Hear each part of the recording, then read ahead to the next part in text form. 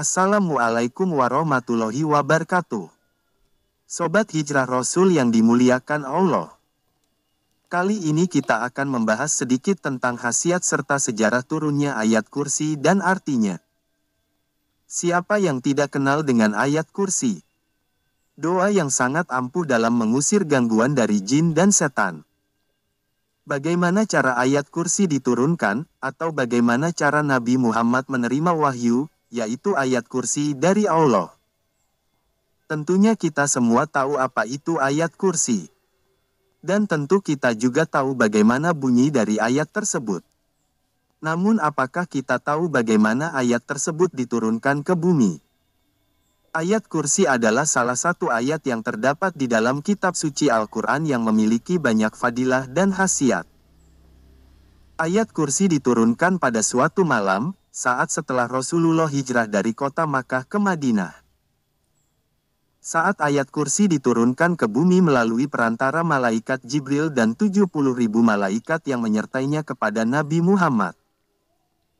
Pada malam itu saat ayat kursi diturunkan ke bumi, seluruh alam semesta dan seisinya tunduk penuh hormat menyambut kedatangannya. Saat itu bumi bergetar dengan sangat dahsyat.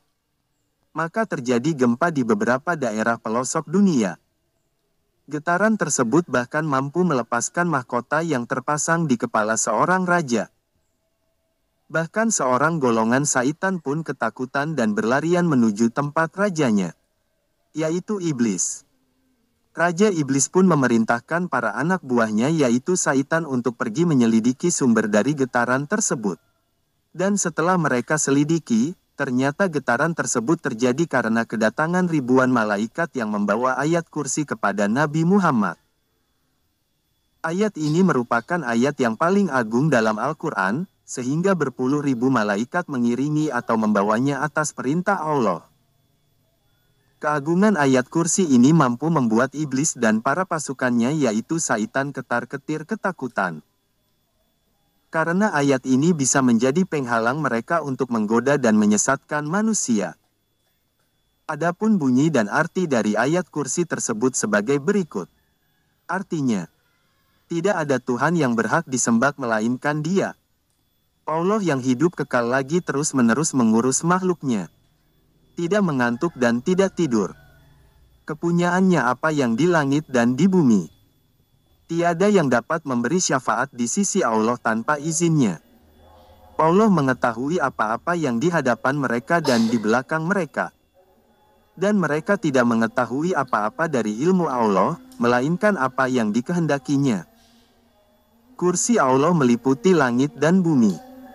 Dan Allah tidak merasa berat memelihara keduanya. Dan Allah Maha Tinggi lagi Maha Besar. Sobat Hijrah Rasul.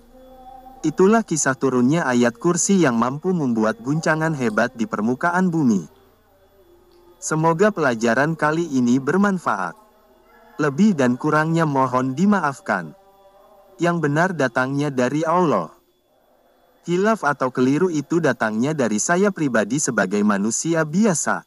Assalamualaikum warahmatullahi wabarakatuh.